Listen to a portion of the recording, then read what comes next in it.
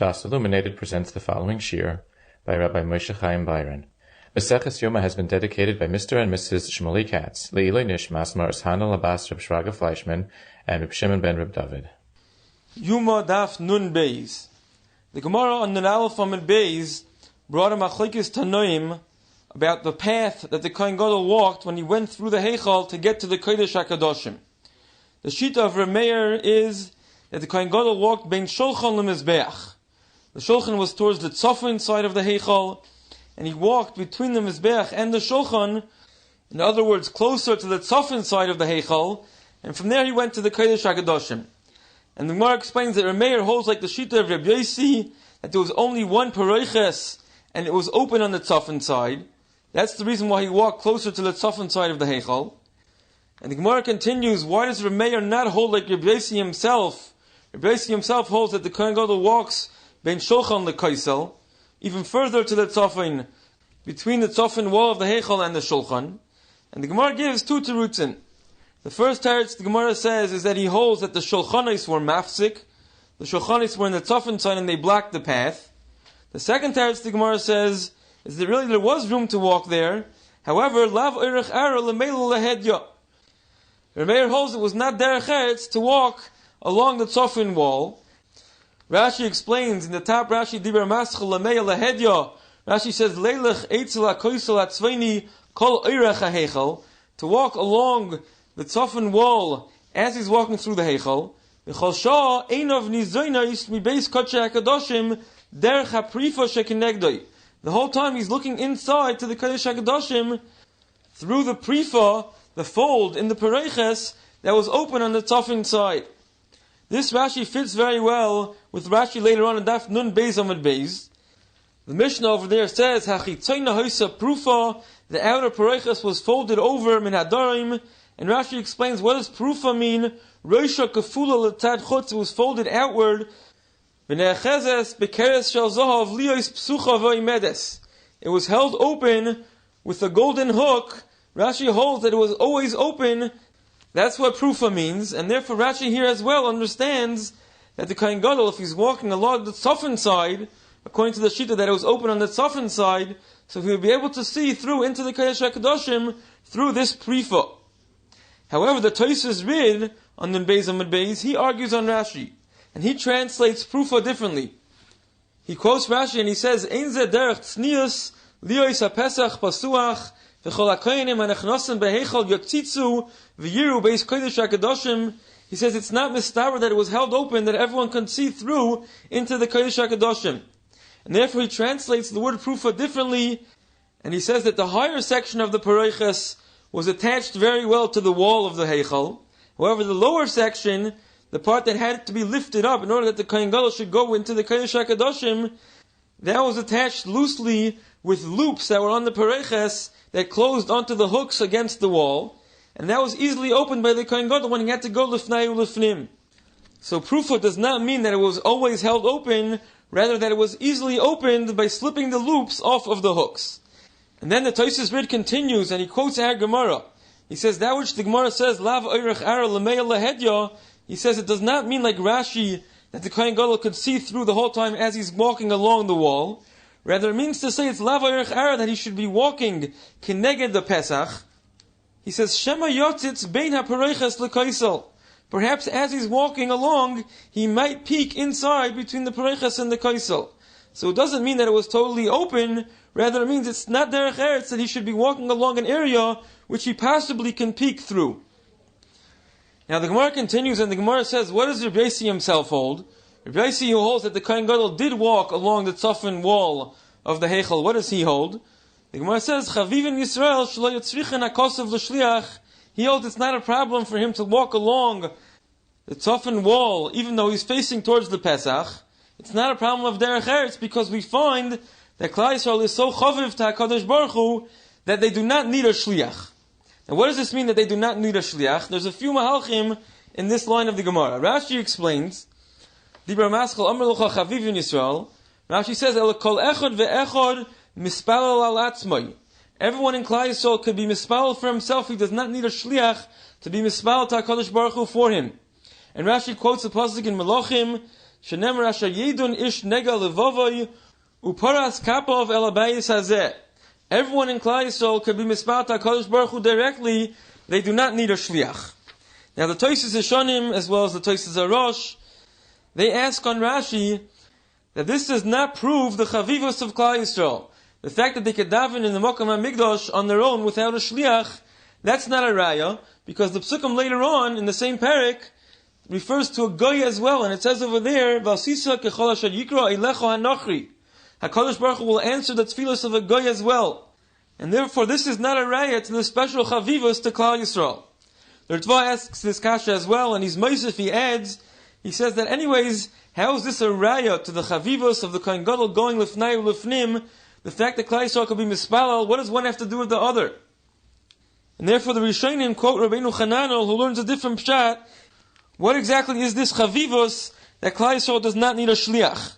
And Rabbeinu Chananel explains that we're referring specifically to Yom Kippurim, that the rest of the year, the din was that the Kohen Gadol wore the Shmeina Begadim.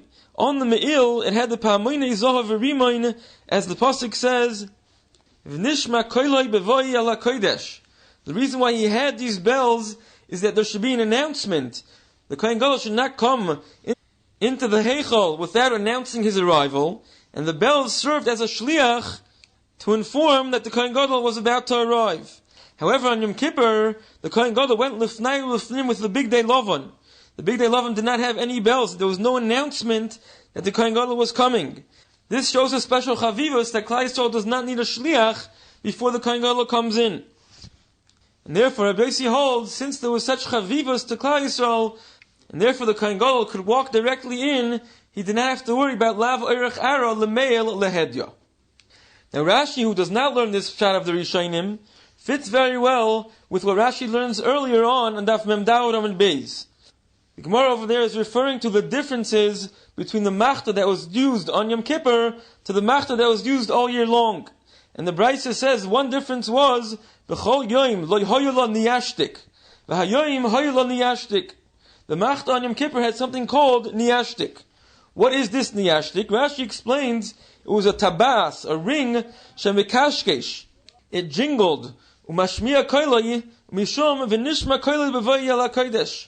Rashi over there quotes the pasuk which says that the Kohen Gadol should be heard when he's coming lifnai ulifnim.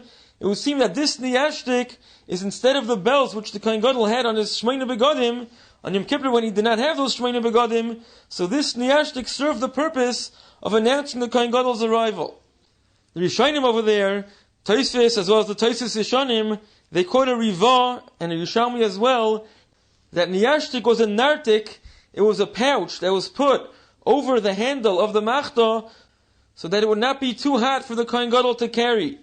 And the Yerushalmi discusses why is it not a problem of a chatzitza, it's a separation between the hand of the Kohen Gadol and the kli that he's holding. So according to the Rishonim, there was no tabas like Rashi learns, there was nothing that made a noise which to announce the arrival of the Kohen Gadol. That would fit well with the Rishonim and Ersugya who learned that the chavivis was that the Kohen Gadol did not need to be announced. Rabbeinu Chananel as well over there learns niyashtik like the Riva, and therefore Rabbeinu Chananel fits well with how he learns over here that there was nothing announcing the arrival of the Kohen Gadol on Yom Kippur. Rashi on the other hand cannot learn like that because Rashi holds that even though there was no bells, there was something else which served the same purpose to announce the arrival of the Kohen Gadol. Now there's a third pshat, and what does it mean? Chaviv in Yisrael shelo yitzrichen hakosav l'shliach. The Chassam Sofer, it's printed later on in Daf Nun Ches, quotes Rashi, and he says Rashi's pshat is difficult to understand, and he says differently. He says Chaviv in Yisrael shelo yitzrichen hakosav l'shliach. Gemara is referring to the sugya earlier on in Daf Yud Tes, which discusses if the Kohanim are shluchei derachmano or shluchei didan. The maskana of the Gemara is that they're shluchei derachmano. And the Chassam Sofer explains that Bishlama, if the Kohanim were shluchei didan, that it wouldn't be derech eretz for the shliach who's being sent by Klal Yisrael to walk straight in. Rather, it's more derech eretz to take a roundabout route between the shulchan and the mizbeach. But since Klal Yisrael is chaviv, then they don't need a shliach, and the Kohanim are shluchei derachmana, not shluchei didan, so they're being sent by Kadosh Baruch Hu to do the avodah, then they could walk straight in. That's not a problem of derech eretz. Now the Gemara continues and discusses what does Rabbi Yehuda hold. Rabbi Yehuda's shita was that the Kohen Gadol went Bein HaMizbeach LeMenorah, closer to the Dorim side of the Heichal, like the Gemara said earlier on Daf Nun Aleph from Mid Beis, that Rabbi Yehuda is like the Shita that there were two Paraychos, and the outer Paraychos was open on the Dorim side, and therefore he had to walk closer to the Dorim side. However, the Gemara now asks, why can't he go Bein Menorah LeKaisel? Why can't he go all the way to the Dorim, close to the Dorim wall? And the Gemara answers, Mishchari Manye. His clothes could get dirty, could get blackened, since the wall near the Menorah was blackened from the smoke of the Menorah. If the Kohen Gadol will brush against the wall, then his clothes will get blackened. Now the Tosfos Yeshanim over here, in Dibur Maschal Neil Bein HaMenorah LeKaisel, he's bothered by why can't the Gemara give the same reason that the Gemara says earlier in the Shita of Rameir, that Lav Eirech Ara L'Meir Lahedya. We could say according to Rabbi Yehuda as well, we don't want him to walk along the Dorim wall with the Pesach of the Parayches open in front of him. And the Tosfos Yeshanim gives two terutzim. First he says that Ein Echanami, the Gemara could have said this, however the Gemara wanted to say a Mahalach in Rabbi Yehuda, which would fit even according to Rabbi Yossi. Even according to Rabbi Yossi, that Chaviv in Yisrael, he's not concerned of Lav Eirech Ara. The Gemara still has another way of explaining Rabbi Yehuda. Inami, or he says, no, this teretz would not work according to Rabbi Yehuda, because this teretz is only according to Rameir, where there was only one Parayches. We don't want him to walk along the Tzafin side. Since the Tzafin Parayches was open, he could see straight through into the Kodesh HaKadoshim. But according to Rabbi Yehuda, that there were two Parayches, even if he sees through the Dorim side of the outer Parayches, still the other Parayches is blocking his view of the Kodesh HaKadoshim. And it would seem to be that the second teretz of the Tosfos Yeshanim is an obvious answer. There's another inner Parayches which blocks his view. Surely if you learn like Rashi, who explained that Lav Eirech Ara, that he could see straight through into the Kodesh HaKadoshim, so this surely does not apply over here if there were two Parayches. But even according to the Tosfos read that we quoted, he understood that it's not really open. The Prifa does not mean that it's totally open. But he also explained that if the Kohen Gadol is walking along the wall, he can peek through into the Kodesh HaKadoshim. That's only if there's one Parayches, like the Tosfos read explained, that wasn't closed so well. However, if there's two Parayches, and he's walking along the Dorim side, so even if he could peek through the outer Parayches, but the inner Parayches, which was closed very tightly on the Dorim side, he won't be able to see through there. So the second teretz, l'chayr, is a pasha teretz, and we have to understand what did the Tosfos Yeshanim hold in his kasha and the first teretz. And the Tosfos Rosh actually asks this kasha, and he only says the second teretz. It would seem he also holds that this is a pasha teretz, and we do not need to look for another answer. So perhaps we could explain this based on the tzlach. The tzlach actually asks a kasha on the second teretz of the Tosfos Yeshanim, that what does it help if there's still an inner Parayches, but since the Amma, which was between the two Parayches, perhaps had a Kedusha of Kodesh HaKadoshim, so if he's walking along the Dorim side and he could see through the Pesach into the one Amma, which was between the two Parayches, so he actually could look inside the Kodesh HaKadoshim as he's walking along. And with this we could explain, this is what the Tosfos Yeshanim understood in his first teretz, that even though Ein Echanami he won't be able to see all the way through into the Kodesh HaKadoshim, but he'll be able to see that one Amma. Perhaps the Tosfos Yeshanim understood in his first teretz that that's also a problem. That also is not derech eretz, that's considered looking inside the Kodesh HaKadoshim. And in the second teretz he was mechadish, that the inner Parayches blocks his view from the rest of the Kodesh HaKadoshim, and even though he could see that one Amma, that's not a problem of Lav Eirech Ara, as long as he's not able to see into the main part of the Kodesh HaKadoshim, where the Aron was, where the Kaparis was, where the Shechina rested. As long as he's not able to see into there, that's not a problem of Lav Eirech Ara. Now perhaps we can add somewhat of a raya to this kasha of the tzlach, that even seeing this one Amma of Kodesh HaKadoshim is also a problem, because the Tosfos read, which we mentioned earlier, on the Mishnah on Amud Beis, he argues on Rashi on how Rashi translated Prufa. Rashi explains it means that it was held open, and he says that it's not derech tznius, that it should be totally open and anyone can see inside. Now the truth is, that Mishnah is going according to the Shita that there were two Parayches.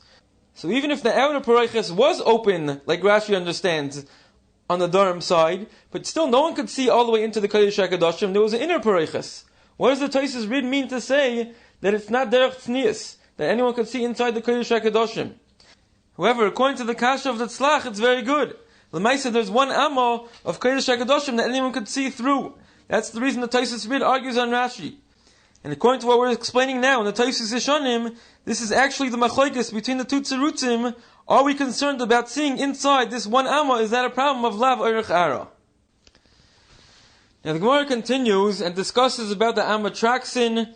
The Gemara explains that there was a suffix about it, and originally the Gemara understood that the suffix was ikilefnim ikilechutz, meaning to say, was this Amma counted as part of the 40 Ammos of the length of the Heichal, or was it counted as part of the 20 Ammos, the length of the Kodesh HaKadoshim?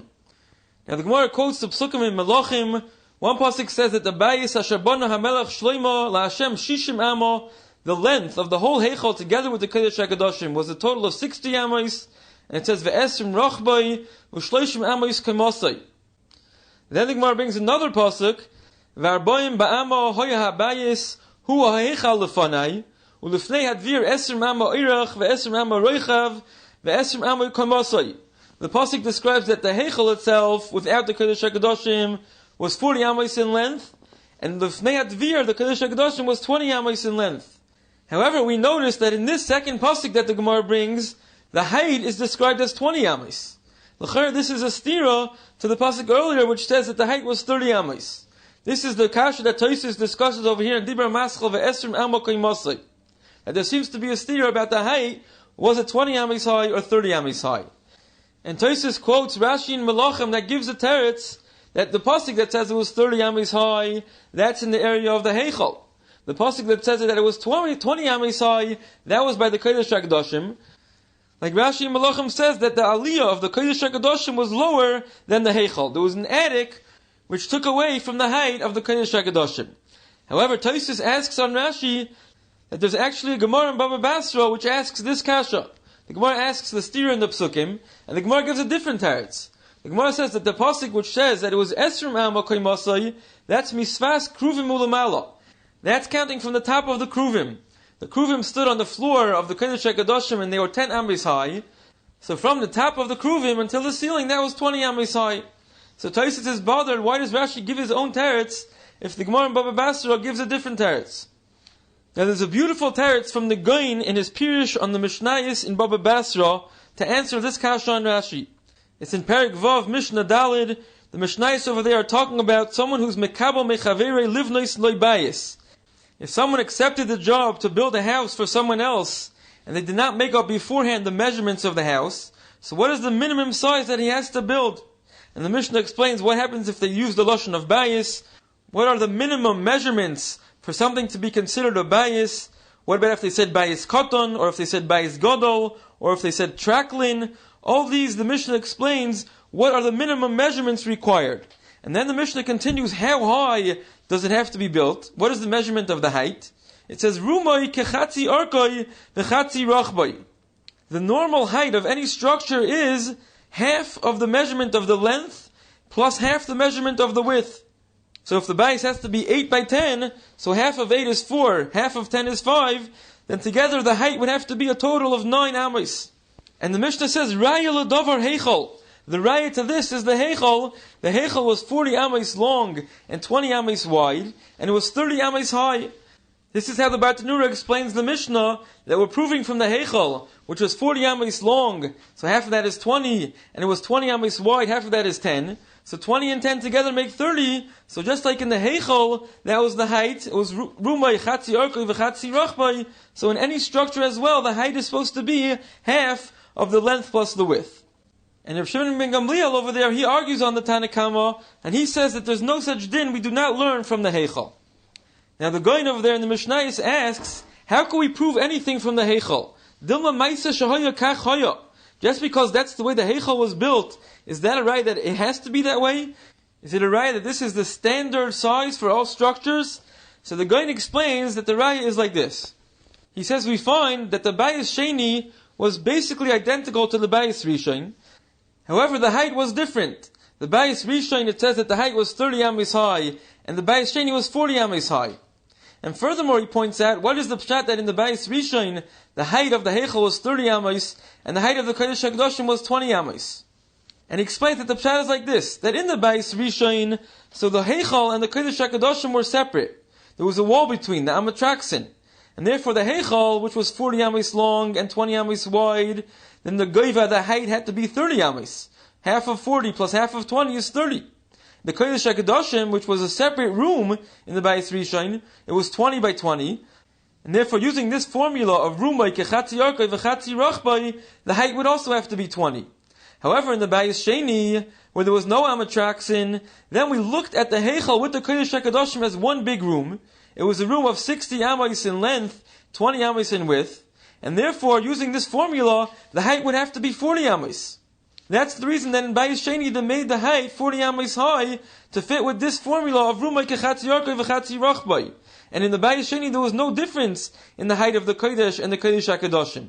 Only in the Bayis Rishon, where the Kodesh and the Kodesh HaKadoshim were different rooms with different sizes, therefore the height had to be different as well. And this is how the Gaon explains the Mishnah. Ra'ila davar heichal means that from the heichal we see clearly that it must be this way. The height has to be rumay v'chatzi yarkoi v'chatzi rachbai. And that's how they knew that in the Bayis Sheni. Since they changed the length, they also had to change the height. And the Gaon continues, what does Reb Shimon ben Gamliel hold? He holds that you cannot learn out of the heichal. The Gaon explains because he held that the height of the Kodesh HaKadoshim in Bayis Rishon was also 30 amos high. And therefore it does not fit with this formula of rumay kechatzi yarkoi v'chatzi rachbai. The Kodesh HaKadoshim was 20 by 20, and the height was 30 amos high. And with this, the Gaon answers Tosfos' kasha on Rashi in our sugya. He says the Gemara in Baba Basra, which asked the stira in the psukim, there the Gemara is going according to Reb Shimon ben Gamliel. He holds that the height of the Kodesh HaKadoshim was actually 30 amos high, just like the height of the heichal. And the Gemara was bothered by the stira in the psukim, and that the Gemara answered that the pasuk that says that the Kodesh HaKadoshim was 20 amos high, that was measuring from the top of the kruvim. However, the Rashi in Melachim, which Tosfos quotes, that says that the height of the Kodesh was actually different than the height of the Kodesh HaKadoshim, he says Rashi fits with the sheet of the Tanakama in the Mishnah in Bava Basra. That Tana says that the Beis HaMikdash was rumay kechatzi yarkoi v'chatzi rachbai. That's the makar of the din.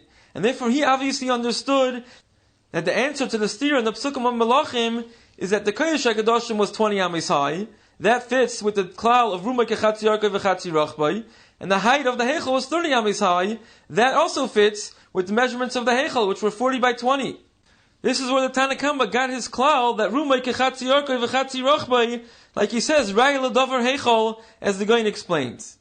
This is the teretz to the kasha of Tosfos on Rashi. Rashi is explaining according to the Tanakama, and the Gemara is explaining according to Reb Shimon ben Gamliel. Now there's a Rashash in Sukkah who adds a very important point to this Gaon. In Sukkah Daf Hey Amud Beis, Tosfos over there is similar to Tosfos Bayas. He asks the kasha on Rashi in Melachim that it's a stira to the Gemara in Bava Basra, and the Rashash quotes the teretz of the Gra. However, he asks on the Gaon that it seems to be a stira to a Mefurish Gemara in Bava Basra Daf Gimel.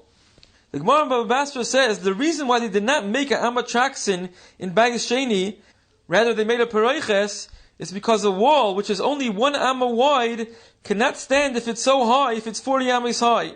So in the Bayis Rishon, where the height was only 30 amos, they could build a wall 1 amma wide and it will stand. In the Bayis Sheni, which was 40 amos high, a wall this thickness will not be able to stand. And the Rashash asks on the Gaon that the Gaon made the Mesoiviv into the Siba. He reversed the cause and the effect. The Gemara in Bava Basra says the reason why they did not make an amatraxin was because the height was 40 amos, and therefore a wall would not stand. The Gaon says the opposite. He says the reason why they had to make it 40 amos was because there was no amatraxin. Since there was no amatraxin, so we looked at it as a length of 60, that was the reason why they had to make the height higher. They had to make it 40 amos. The Gaon seems to be a steer to this Gemara. And the Rashash says a very nice answer. He says that the Gemara in Bava Basra really quotes a pasuk that says, Godol yeh kveid habayis hazeh ha'achrein min harishain. The second Beis HaMikdash had to have been greater, and the Gemara understands this to mean to say that it was higher than the first Beis HaMikdash. This is how they knew that they had to make the second Beis HaMikdash higher. However, the Rashash says they could have made it just a bit higher than the first Beis HaMikdash. Why did they have to make it 40 amos, which is 10 amos higher than the first Beis HaMikdash? On that, the answer is, once they made it higher than 30 amos, then they no longer can make an amatraxin. Like the Gemara Bava Basra says, that a wall that's only 1 amma cannot stand higher than 30 amos. Therefore, they made a paroiches instead of an amatraxin. However, once there no longer was a wall, then, as the Gaon says, you look at it as if it's one big room of 60 amos, and therefore we have to change the height all the way up to 40 amos. Using the klal of rumay kechatzi yarkoi v'chatzi rachbai, you have to add 10 amos. So the reasoning of the Gemara and the reasoning of the Gra fit very well together. The Gemara is telling us that once we had to make it higher than 30 amos, there cannot be an amatraxin. And the Gaon adds, once there was no amatraxin, then we have to raise it a full 10 amos to fit with the klal of rumay kechatzi yarkoi v'chatzi rachboi. However, there is one ha'ara that the Rashash leaves as a kasha on the Gra, that according to the way the Gemara comes out, l'maskana bayos, really the length of the heichal together with the Kodesh HaKadoshim, if you add the amma in between, was a total of 61 amos. The Gemara concludes that the middle amma was not counted as part of the 40 of the heichal and not counted as part of the 20 of the Kodesh HaKadoshim. And therefore there was a total of 61 amos. And using the formula of rumay kechatzi yarkoi v'chatzi rachboi, it should come out that the height of the Beis HaMikdash should have to be 40 and a half amos. Now, as we just mentioned, the Gemara comes out l'maskano that the amatraxin, which we said was a suffix, is not a suffix whether it's counted as part of the 40 of the heichal or part of the 20 of the Kodesh HaKadoshim. It wasn't counted as either. And when we said before that there was a suffix about it, whether it had the kedusha of the heichal or the kedusha of the Kodesh HaKadoshim, the suffix is not whether it was counted as part of the measurements of the heichal or the measurements of the Kodesh HaKadoshim. Rather, the suffix is what kind of status did it have? It definitely was not counted as either, but what kind of kedusha did it have? Did it have the kedusha of the heichal or the kedusha of the Kodesh HaKadoshim? The Rambam, however, in Perek Dalet Hilchos Beis Abchira Halacha Beis, seems to say not like the maskana of our Gemara. The Rambam says, "Bebayis Rishon hayakoisol mavdol bein hakodesh ubein kodesh hakedoshim of yoy amma. V'kivan shabanu bayis sheni nistapik lehu im oivi hakoisol haya mimidas hakodesh or mimidas kodesh hakedoshim." The Rambam says that in the first Beis HaMikdash there was an amatraxin, and when the second Beis HaMikdash came along, they were mistapik if it was mimidas hakodesh, if it was counted as part of the measurements of the kodesh, or mimidas kodesh hakedoshim was counted as part of the measurements of the Kodesh HaKadoshim. And the Ram continues, Lefikach, since they had a suffix, also Kodesh HaKadoshim esrim amma tmimos. They made the Kodesh HaKadoshim a full 20 amos. V'asu HaKodesh arba'am amma tmimos. They also made the Kodesh 40 full amos. V'hinichu amma yisera bein HaKodesh ubein Kodesh HaKadoshim. And then the Ram continues, V'leibanu koisel, they didn't make a koisel, rather they made 2 paroiches and they left the amma between the 2 paroiches. So the Rambam seems to be saying, not like the maskana of our Gemara, rather the suffix was it counted as part of the measurements of the Kodesh, or was it counted as part of the measurements of the Kodesh HaKadoshim? Now the Kesef Mishnah quotes a Yushalmi, who seems to say that this was the suffix. The Yushalmi says, amatraxin ma, mi b'fnim or mi b'chutz. What was it? Was it counted as part of the pnim or part of the chutz? And the Kesef Mishnah brings the hemshech of the Yushalmi, which is also mashma that this was the suffix, whether it was counted as part of the measurements of the heichal or the Kodesh HaKadoshim. And the Achronim seem to say that the Kesef Mishnah was bothered why the Rambam does not paskin like our Gemara, and therefore he quoted the Yushalmi, who had a different explanation in the suffix, and for some reason, even though generally the Rambam paskins like the Bavli, here he chose to paskin like the Yushalmi. However, there seems to be another problem with the Rambam. And that is, we know that the second Beis HaMikdash had to be identical to the first Beis HaMikdash, like we mentioned before. The only exception was the height, and they were not able to add on to the measurements. The measurements were given over by Kadosh Baruch Hu to David HaMelech before the first Beis HaMikdash, like the pasuk says, "Akol b'ksav miyad Hashem alai," his skill, and they were not able to change them.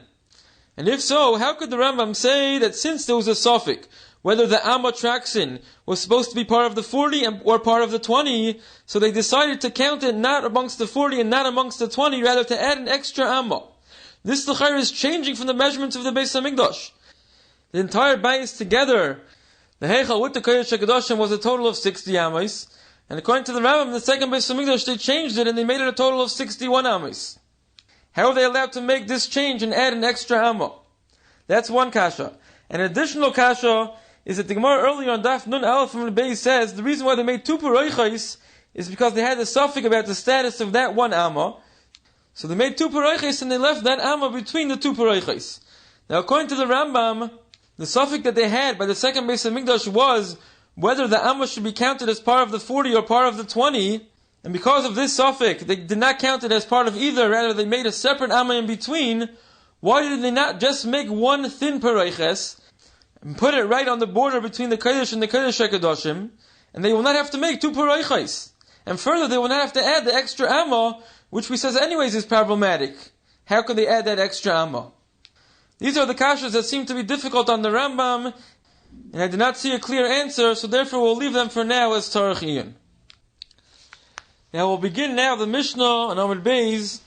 The Mishnah describes how the Kohen Gadol went lifnei ulifnim.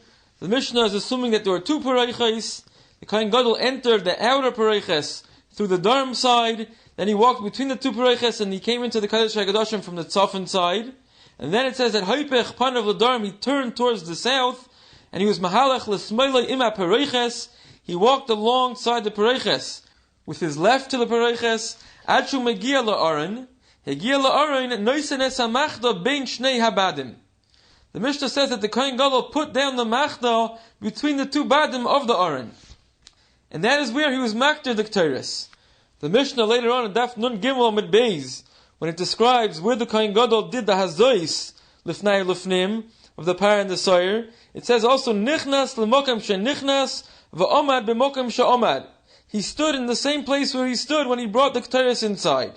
Clearly the Mishnah holds that the Ketores had to be brought right in front of the Aron, and that is where the Kohen Gadol also stood when he did the Hazois from the Par and the Soyer. Now the Gvur Sari asks a kasha, where does the Mishnah get this from, that the Ketores had to be brought Bein Abadim right in front of the Aron? Bishlama, the Hazois of the Par and the Soyer, the Torah says clearly that your Maza Apnei HaKapayres Ulifnei HaKapayres. Both by the Par and the Soyer, the Torah uses that Lashon. But the Ketores, the Torah doesn't say that it has to be brought Lifnei HaKapayres. All it says is that the Kohen Gadol took the Moloi HaMachda Gach Le'esh, and the Moloi Chofna of Ketores HaMim Dako, Vehevi Mebeis LaParoiches. He went inside the Kodesh HaKadoshim, and then the pasuk says, "V'nosan es hakatayres ala eish lifnei Hashem." It doesn't say anything about doing it lifnei hakapayres. And since the Torah does not say it has to be done lifnei hakapayres, then he should not be allowed to do it there. There should be a problem with him doing it there. What is the problem? So he quotes the Gemara in Menachos Daf Chav Zayin Amud Beis, Machlokes Tanoim, how to understand the pasuk in the beginning of Achrei Mos. The pasuk that says, "Al yovai b'chol eis el hakodesh mi beis leparoiches el pnei hakapayres asher al ha'aron v'lo yomus." This is where the Torah says that there's a chi of misa for anyone who goes lifnai lifnim any other time but Yom Kippurim. And there's machlokes tanoim when exactly he's chayiv misa. How to read the pasuk? The Tanna Kama reads it, "Al yovai b'chol eis el hakodesh," that if you come into the kodesh, meaning the heichal, you're over a lav. Mi beis leparoiches vel pnei hakapayres below yomos, then you're chayiv misa. So a bia rikonis, meaning coming into the heichal for no reason, is over a lav. Coming into the Kodesh HaKadoshim, there's also a chayiv misa. Rabbi Yehuda learns the pasuk differently. He reads it, Al yovai b'chol eis el hakodesh mi beis leparoiches. There's a lav if anyone comes either into the kodesh or mi beis leparoiches, meaning comes into the Kodesh HaKadoshim, he's over a lav. El pnei hakapayres, then v'lo yomos, then you're chayiv misa. According to Rabbi Yehuda, there's only a chi of misa if you come in front of the kapayres. Not anywhere in the Kodesh HaKadoshim is there a chi of misa. Only by standing directly in front of the kapayres, that's when you're chayiv misa, according to Rabbi Yehuda. And if so, the Gvur Sari asks, according to Rabbi Yehuda, that lifnei kapayres is more chamor. It's a different category. Only there's a chi of misa. Anywhere else in the Kodesh HaKadoshim is only a lav. So the Gvur Sari asks, what is the heter for the Kohen Gadol to stand in front of the kapayres to bring the ketores over there? Bishlama, when he brings the dam of the Par and the Soyer, there the Torah says mefurish that he's supposed to bring it lifnei hakapayres. So the Torah is telling us that there's a heter to this iser. But to bring the ketores in front of the kapayres, what is the heter for that? We only see that the Torah was matter to bring the ketores into the Kodesh HaKadoshim, and the lav of going lifnei lifnim is nidche. But where do we see that the extra iser, the iser which has a chi of misa, of standing in front of the kapayres, where do we see that's nidche? Bisman the Kohen Gadol is makter the ketores. It doesn't say that he has to be makter them in front of the kapayres. It only says that by the dam of the Par and the Soyer. And furthermore, the Gvur Sari asks, even if you hold like the shita of the Rabbanon, that anywhere lifnei lifnim is equal, there's a chi of misa equally on anywhere inside the Kodesh HaKadoshim, and if so, then clearly the Torah is being matter this iser in order for the Kohen Gadol to be makter the ketores. But nevertheless, there still should be a problem for the Kohen Gadol to bring the ketores in front of the kapayres. And he quotes the Gemara in Zvachim Daf Lamed Gimel that says that even when someone has a heter to come into a place which would have been otherwise asur, he only is allowed to come in the minimum amount. He cannot be marbe b'psiyos. He can't take extra steps. The Gemara is talking about a mitzayra who has a special heter to come into the azara in order to do smicha on his carbon. Otherwise, he would be asur because he's a mechusar kippurim. And the Gemara says that he cannot take any extra steps. Marbe b'psiyos is asur. And the Gemara assumes the same thing will be here, even if the Kohen Gadol has a heter to go into the Kodesh HaKadoshim. But since the Torah does not say that he has to be makriv the Ketores in front of the Kapores, he should only be allowed to go into the Kodesh HaKadoshim the minimum amount and be makriv the Ketores right when he gets inside, not take any further steps closer to the Kapores. This is the Gvur Savi's Kasha, and he leaves it off with a Tzarech. Now there are a number of answers that the Achronim give. What is the makar to this din of the Mishnah that the Kohen Gadol is supposed to be makter the Ketores in front of the Kapores? The Brisker Rav in his Kuntris on Yuma, he quotes the Rambam in Perek Al Filchas Avodas Yom Kippurim Halacha Zayin. The Rambam says, "Mi pi hashmua lomdu chachamim she'ein noisen hakteres elo bekodesh hakadoshim lifnei ha'aron shenemar v'nasat es hakteres alo eish lifnei Hashem." The Brisker Rav understands that the Rambam is telling us that mi pi hashmua lomdu chachamim, they had a Messiah to learn this drasha that the Ketores has to be lifnei ulifnim, and that it also has to be lifnei ha'aron. And the Brisker Rav explains what exactly is the drasha. He says because there is one pasuk that already says that the Kohen Gadol takes the Malay HaMachta of Gach Layesh and the Malay Chofnav of Ketores Samim v'hevi mibeis leparoiches. He goes lifnei ulifnim. Then the pasuk says v'nosarta es haketores ala eish lifnei Hashem. What does the second pasuk have to tell us lifnei Hashem? It must mean that it has to be done dafka lifnei ha'aron. That's what lifnei Hashem is coming to tell us. This is the way the Brisker Rav understands the Rambam, and this is how he explains the Mishnah. What is the makar that the Ketores has to be brought in front of the Kapores? However, the Brisker Rav would seem to be very difficult to understand, because if you look again at this Rambam, the Rambam is quoting the Gemara later on in Daf Nun Gimel, which explains the machlokes that the Chachamim had with the Tzedukim. The Tzedukim understood the Psukim that you're supposed to be makter the Ketores on the Machta outside the Kodesh HaKadoshim, and the Kohen Gadol walks inside after there already is an Anan HaKetores coming from the Machta. However, the Chachamim argue, and in that the Rambam quotes, Mi pi hashmua lomdu, the Chachamim understood, she'ein noisen HaKetores el bekodesh HaKadoshim, lifnei ha'aron, she'nemar v'nasatas HaKetores al eish lifnei Hashem. Pashtus, the Rambam is coming to tell us, where did the Chachamim know that you're supposed to put the Ketores onto the Machta, not outside, rather after he already gets lifnei ulifnim, from this passage that says, v'nosat es hakteres ala eish lifnei Hashem. Lifnei Hashem is telling us that he puts the Ketores on the Machta only lifnei Hashem after he's inside. And if so, what does the Brisker Rav mean to explain that lifnei Hashem is coming to tell us that it's dafka lifnei ha'aron? L'chayr, the pashtus of the Rambam is to tell us, not like the Tzedukim, rather v'nasat es hakteres ala eish lifnei Hashem, you should only put the Ketores on the fire after he already is lifnei Hashem in the Kodesh HaKadoshim. But where do you see the Lifnei Hashem means in front of the Aron? The Lifnei Hashem is coming to tell us the Iker Din that you have to be makder at Lifnim and not Bechutz. Now in the Sefer Mishmar HaLevi, from Moshe Motcha Schlusinger Zitzal, on Maseches Yuma, he asks this kasha on the Brisker Rav. And he says that obviously the Brisker Rav learned a different pshat in the Gemara. The Gemara in Daf Nun Gimel, which says that the Raya, that the Chachamim told the Tzedukim, from the pasuk of V'nasata Sakteres ala eish lifnei Hashem, the Gemara does not mean to say that from the words Lifnei Hashem, we see that the Ketores was only put on the Eish after he got Lifnei Lifnim. And he adds that really we find the Lashon of Lifnei Hashem, which does not mean in the Kodesh HaKadoshim. It could mean by the Pesach of the Oyel Moed. What is the Raya from this pasuk that Lifnei Hashem means in the Kodesh HaKadoshim? How did the Chacham show from here, not like the Tzedukim? And he says that you have to explain the Gemara that the Chacham meant to say that there already is a pasuk earlier that says that you take the Machta and the Ketores, v'hevi mibeis leparoiches.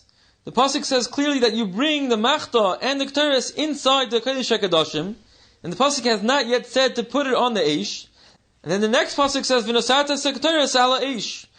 From this alone is already a raya like the Chachamim, not like the Tzedukim. The pasuk only says to put the Ketores on the Eish after it already says v'hevi mibeis leparoiches.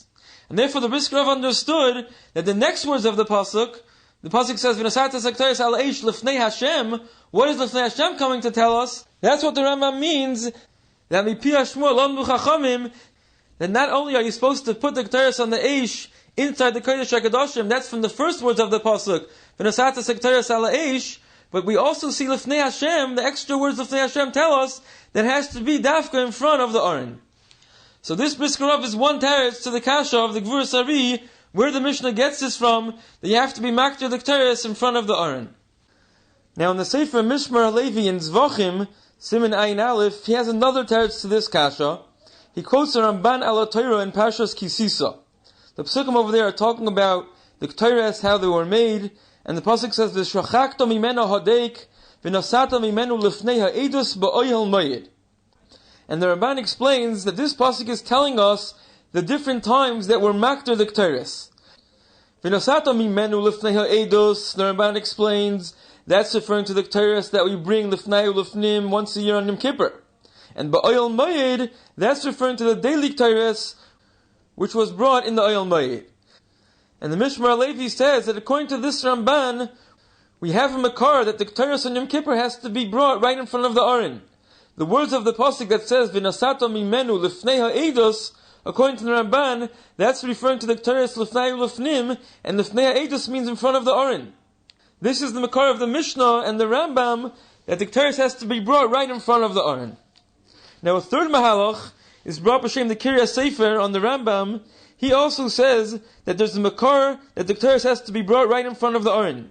And he quotes the pasuk that says, V'nosato es ha-Ketores ala eish lifnei Hashem, v'chiso anan ha-Ketores es ha-Kapores asher ala edus. And he explains that from the words of the pasuk, V'chiso anan ha-Ketores es ha-Kapores, that after we're makter the Ketores, it covers the Kapores, that he says is mashma, that the Ketores is supposed to be brought right in front of the Aron, and by this, immediately after it's huktar, it will already cover the Kapores. This, he says, is the makar that you have to be makter the Ketores right in front of the Aron, so that immediately it will cover the Kapores. Now the Mishnah continues, Tzavar es ha-Ketores al gabe gecholim, v'nismale kol habayis kulei oshon, yotzu baloi derech nisasei. The Mishnah says that the Kohen Gadol puts the Ketores on top of the gecholim, and the entire room is filled with oshon, and then he goes out the same way he came in, meaning backwards. Now the Cheshik Shleima on the Mishnah is bothered, why does the Tana have to tell us Nismale habayis kulei oshon? What is that negeya lahalocha, that which the smoke will eventually spread through the entire Kodesh HaKadoshim? And he quotes a Rambam in Perek Dalet Avodas Yom Kippurim Halacha Aleph. The Rambam says, after the Kohen Gadol puts the Ketores onto the Gecholim, Umamtin shom ad sheyismale habayis oshon. The Rambam says that the Kohen Gadol has to wait there in the Kodesh HaKadoshim until the room is filled with the oshon of the Ketores, and only then can he go out. And this, the Cheshik Shleima understands, is what the Mishnah is coming to tell us as well. The Mishnah that says v'nismale kol habayis kulei oshon, and then afterwards it says yotza. The Mishnah is coming to tell us that there's a din, that Kohen Gadol must stay inside the Kodesh HaKadoshim until it's nismale kulei oshon. Now what is the pshat in this din? Why does the Kohen Gadol have to stay inside the whole time? So the Brisker Rav has a letter about this inyan. It's printed in the back of the Chedusha Agriz ala Rambam, page Ayin Zayin, and he's responding to a letter that he received from his nephew, Rabbi Yoshe Ber Soloveitchik. Rabbi Yoshe Ber wanted to explain this Rambam, that we find that there's a difference between the Ketores on Yom Kippur and the Ketores the rest of the year. The Ketores all year long, the actual Maisa Ketara, that was the Avodah, but the Knisa and the Yitziyah, the Kohen who had to go inside the Heichal in order to be makter on the Mizbeach Hazov, that was not part of the Avodah, and the Yitziyah as well, when he left, it wasn't part of the Avodah. It's just an issue of practicality that in order for him to be makter on the Mizbeach Hazov, he has to walk inside the Heichal. Masha'enkein, the Ketores on Yom Kippur, there are rayas that the Knisa, the Kohen Gadol going lifnai ulifnim, as well as the Yitziyah, it wasn't just a heichatimtza that practically it had to be done, rather it was a din, it was part of the Avodah. One place we see this difference is that on Yom Kippur, the din was that no one else was allowed to be inside the Heichal from when the time of the Kohen Gadol went inside to be makter the Ketores until he left. It wasn't only at the actual time of the Aktara. From the Knisa until the Yitziyah, everyone had to be pirish from the Heichal. Whereas the Ketores all year long, even though no one was allowed to be in the Heichal at the time the Ketores was brought, but it was only asur during the actual Aktara, not from when the time the Kohen went inside the Heichal until he left. And this, he explains, is the difference, because the Knesha and the Yitziyah throughout the year, that was only a Heicha Timtza. Practically speaking, he had to go inside in order to be makter on the Mizbeach. Whereas Yom Kippur, the Knesha and the Yitziyah, that was a din, it was part of the Seder Avodah, it wasn't just an issue of practicality. And with this, he explains the difference also about how long the Kohen Gadol has to stay inside on Yom Kippur. On Yom Kippur, like we mentioned, the Rambam says he has to stay inside until the bayis was nismala oshan. Whereas all year long, as soon as he's makter the Ketores, immediately he could leave. There's no din how long he has to stay inside. And he explains like this, that throughout the year, the actual avodah is only the Maisa Aktara. And therefore, the moment he finishes the Maisa Aktara, he could leave. But Yom Kippur, it wasn't only the actual avodah of being makter the Ketores, but there was a din that he had to go inside, he had to have a knisa, and afterwards he had to do a Maisa Yitziyah. It wasn't just that practically speaking he had to get out. The Yitziyah itself was part of the Seder Avodah. And therefore he says that even though when the Kohen Gadol put the Ketores onto the Machta, so he immediately finishes his Avodah of being makter the Ketores, but nevertheless, it's not yet time for the Yitziyah. The Torah describes that there has to be a Knisa, and there has to be a Yitziyah, but beyond that, there also has to be a Shehiyah. There has to be a certain amount of time that he has to stay inside. And since the Pasuk tells us, V'chisa nan Ketores es HaKaperes, that's the way the Torah tells us that the time for the Kohen Gadol to leave the Kodesh HaKadoshim has not come until the Oshan has covered the Kaperes. So in other words, the reason the Kohen Gadol has to stay inside until it's Nismal HaBayis Oshan is not Mikoyach the Avodah. It's not because the Avodas HaKteres is not done. It is done immediately when he puts the Ketores onto the Machta. Rather, it's a din stay there when the Yitziyah is supposed to be. The Torah describes a Knisa, the Torah describes how long he's supposed to stay there, and then the Torah describes when he's supposed to leave. This is Rabbi Yoshe Ber's explanation in the Rambam, and why there's a chilik between the Ketores all year long and the Ketores on Yom Kippur. Now the Brisker Rav is responding to this letter, and he writes a different mahaloch. What is the pshat? Why the Kohen Gadol has to stay b'fnim until it's Nismala Oshan? And he says that even though the Kohen Gadol has finished his Maisa only is to put the Ketores onto the Machta, but the Avodah is still continuing. The Avodah is not done until it's Nismala Habayis Oshan, like the Torah describes. And since the Avodah is not over yet, there's a din that the Kohen has to stay in the Mokam Avodah until the Avodah is complete. Even though he finished his action, his Maisa that has to be done, as long as the Avodah is continuing, he has to stay there in the Mokam of the Avodah.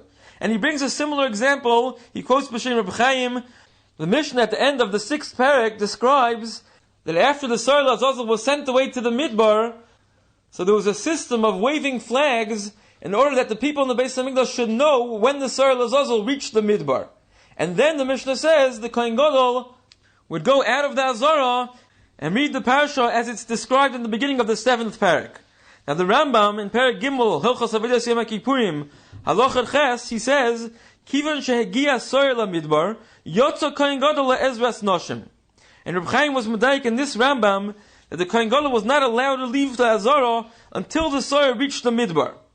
Only then, after it reached the Midbar, on this the Gemara says that once it reached the Midbar, it was ready nasis mitzvasa, the mitzvah of shiluach of the soyer Azazel was complete, and then Reb Chaim says he was allowed to leave the Azara and go into the Ezras Noshim to read the parasha.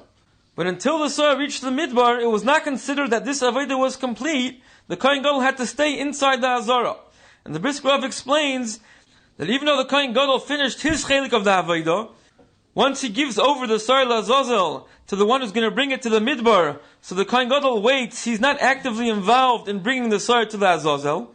Nevertheless, he has to stay in the Mokum of Avodah until the Avodah gets completed.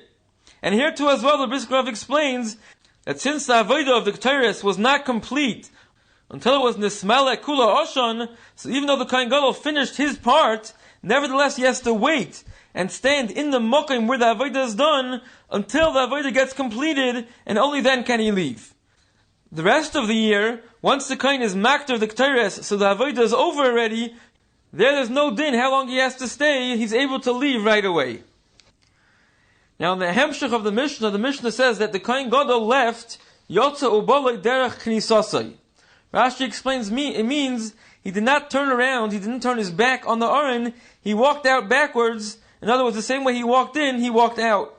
Now, Tosfos over here in Dibur Maschal Yotza Ubalai, he says that even though we find that bia derech achayrov lo yishma bia, if there's a din that a person has to do a bia, he has to come into somewhere, then the only way it's considered a ma'isa bia is if he walks in forward. If he walks in backwards, that's not called that he did a bia. Nevertheless, here, despite the fact that the Torah says a lashon of yitzia can be even backwards. Like Tosfos says, ketalmid haniftar mei rabbi. We do find sometimes it's normal to walk backwards, like a Talmud who leaves from his Rebbe. And therefore, even though here the Torah says Yitzia, and the Kohen Gadol walked backwards, that's still called he did a Yitzia. And the Gvura Sari adds that according to this we understand very well why the Mishnah and Talmud, which describes how the Kohanim did the Ketores throughout the year, there it does not say this lashon that when he left he walked backwards. It doesn't say Yasa Kederech Shenichnas. And even though surely there as well the din was that he had to walk backwards. The Gemara later on in Daf Nun Gimel says, "V'chein kohanim ba'avodosam." Any kohen who completes avodah and he leaves the azara, he has to walk backwards. And surely someone who leaves the heichal, like the kohen who was makter the ketores inside the heichal, he also has to walk out backwards. Why there don't we find this lashon yotza kederech shenichnas? The Gvura Sari says the pshat is because that's pashut, that every time someone left either the azara or the heichal, they had to walk backwards. Here the Mishnah is telling us a chiddush, that even though the pasuk says a lashon of Yitzia, and perhaps he could have thought that Yitzia derech achayrev is not called the Yitzia, therefore the Mishnah has to tell us no, that it is a kiyum of Yitzia, like Tosfos says that Yitzia is different than Bia. Bia derech achayrev is not a Bia, but Yitzia derech achayrev is a Yitzia. Now we'll just finish off with a nice verse from Moshe Feinstein. The Bryce over here says that together with the Aron was also Nignas other things. One of them was the Makel of Aron, together with its shkeideha upracheha, the almonds and the flowers. Now the Tosfos Yeshanim over here points out that usually the derech is that once the fruit start to grow, so the flowers then fall off. So why is it mentioned over here the prachim?